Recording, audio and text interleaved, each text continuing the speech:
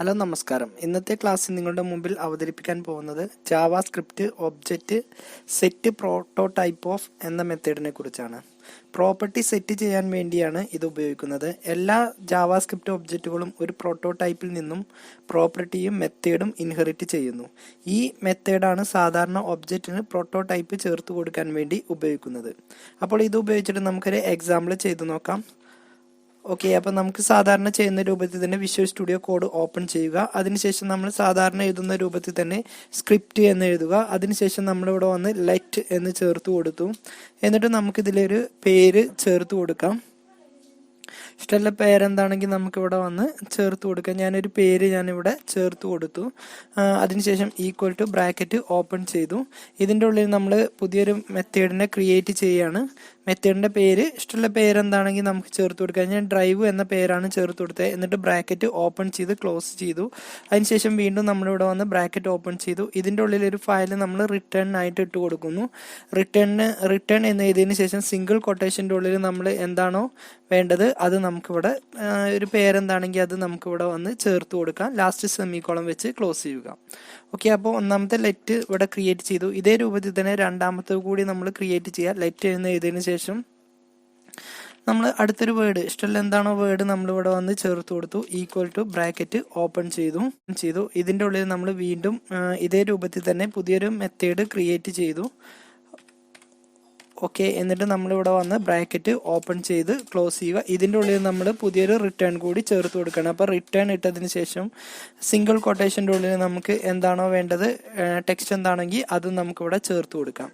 ഇത്രയും ചെയ്തതിന് ശേഷം നമുക്ക് സെറ്റ് പ്രോട്ടോടൈപ്പ് ഓഫ് എന്ന മെത്തേഡ് ഇവിടെ നമുക്ക് യൂസ് ചെയ്യാം. അപ്പോൾ അത് ചേർത്ത് കൊടുക്കണമെന്നുണ്ടെങ്കിൽ ഇവിടെ വന്ന് object dot set prototype of എന്ന മെത്തേഡ് ഇവിടുന്ന് സെലക്ട് ചെയ്തു. എന്നിട്ട് ഇതിൻ്റെ ഉള്ളിൽ നമ്മൾ മുകളിൽ കൊടുത്തിരുന്ന ആ വാല്യൂ ഏതൊക്കെയാണോ അത് നമുക്ക് ചേർത്ത് കൊടുക്കാം. ആദ്യം ഒന്നാമത്തെ വാല്യൂവും അതേപോലെ പിന്നെ രണ്ടാമത്തെ വാല്യൂ, ആദ്യം നമ്മൾ കൊടുത്ത വാല്യൂവും നമ്മളിവിടെ വന്ന് ചേർത്ത് കൊടുത്തു. അറ്റ് ലാസ്റ്റ് സെമിക്കോളം വെച്ച് ക്ലോസ് ചെയ്തു. ഇനി നമുക്ക് പ്രിന്റ് ചെയ്യേണ്ട ഭാഗമാണ് ചേർത്ത് കൊടുക്കുന്നത്.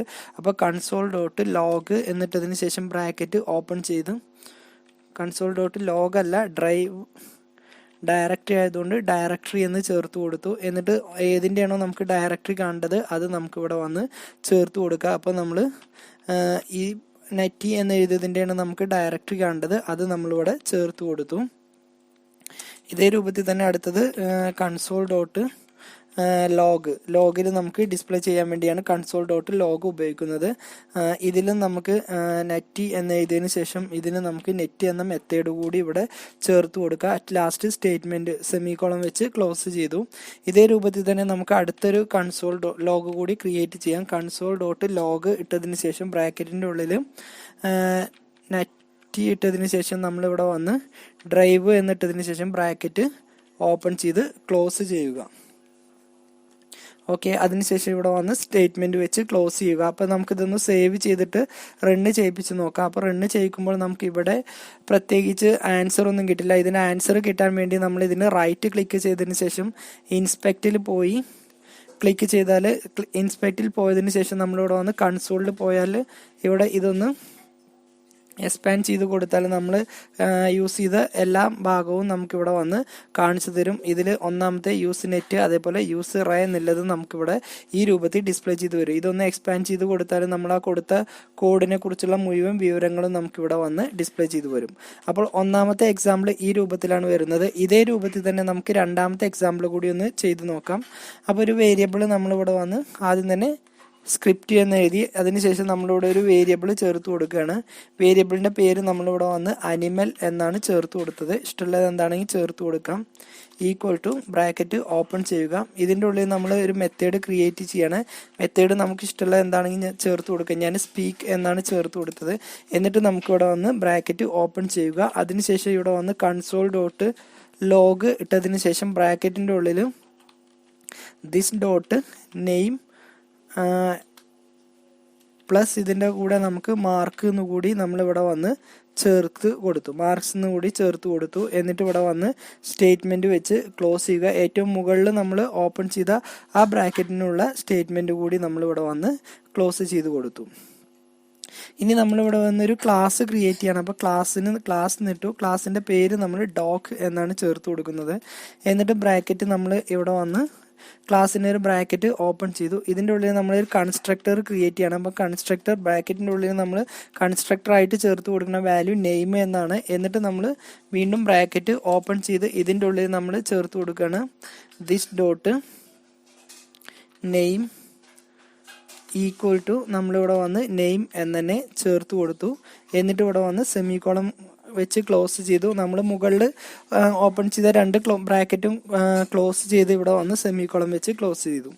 ഓക്കെ, ഇനി നമുക്ക് ഇവിടെ വന്ന് ഒബ്ജക്റ്റിന് പ്രോട്ടോടൈപ്പ് ചേർത്ത് കൊടുക്കുക. അപ്പോൾ object dot set prototype of ഇട്ടതിന് ശേഷം ബ്രാക്കറ്റിൻ്റെ ഉള്ളിൽ നമ്മൾ ആദ്യം തന്നെ നമ്മൾ എന്താണോ കൊടുത്തത് ആ ക്ലാസ്സിൻ്റെ പേര് നമ്മൾ ഇവിടെ വന്ന് ചേർത്ത് കൊടുത്തു. ക്ലാസ്സിൻ്റെ പേര് ഡോഗ് എന്നാണ്, അത് ചേർത്ത് കൊടുത്തു. അതിനുശേഷം ഡോട്ട് പ്രോട്ടോടൈപ്പ് എന്ന് നമ്മളിവിടെ വന്ന് ചേർത്ത് കൊടുത്തു, പ്രോട്ടോടൈപ്പ്. അതിനുശേഷം കോമ ഇട്ടതിന് ശേഷം നമുക്ക് അനിമൽ, നമ്മൾ ആദ്യം തന്നെ നമ്മൾ കൊടുത്ത ആ വേരിയബിളിൻ്റെ പേരും നമ്മളിവിടെ വന്ന് ചേർത്ത് കൊടുത്തു. സ്റ്റേറ്റ്മെൻറ്റ് വെച്ച് ക്ലോസ് ചെയ്തു. ഓക്കെ, ഇനി നമുക്ക് പുതിയൊരു വേരിയബിൾ കൂടി ചേർത്ത് കൊടുക്കാം. വേരിയബിൾ എന്നിട്ടതിന് ശേഷം D equal to new dog എന്നിട്ടതിന് ശേഷം ബ്രാക്കറ്റിൻ്റെ ഉള്ളിൽ നമുക്ക് അതിൻ്റെ ഉള്ളിലേക്ക് ഒരു പുതിയ വേരിയബിൾ ചേർത്ത് കൊടുക്കുക. അപ്പോൾ നമ്മളിവിടെ വേരിയബിളിൻ്റെ വേരിയബിളായിട്ട് നമ്മൾ ചേർത്ത് കൊടുക്കുന്ന പ്യൂപ്പിളാണ്. എന്നിട്ട് ഇവിടെ വന്ന് സ്റ്റേറ്റ്മെൻറ്റ് വെച്ച് ക്ലോസ് ചെയ്തു. അതേപോലെ തന്നെ നമ്മൾ ഡി ഡോട്ട് സ്പീക്ക് എന്നും ചേർത്ത് കൊടുത്ത് ബ്രാക്കറ്റ് ഓപ്പൺ ചെയ്ത് ക്ലോസ് ചെയ്യുകയും ചെയ്തു. ഓക്കെ, അപ്പോൾ ഇതൊന്ന് നമുക്ക് സേവ് ചെയ്തൊന്ന് റണ്ണ് ചെയ്യിപ്പിച്ച് നോക്കാം.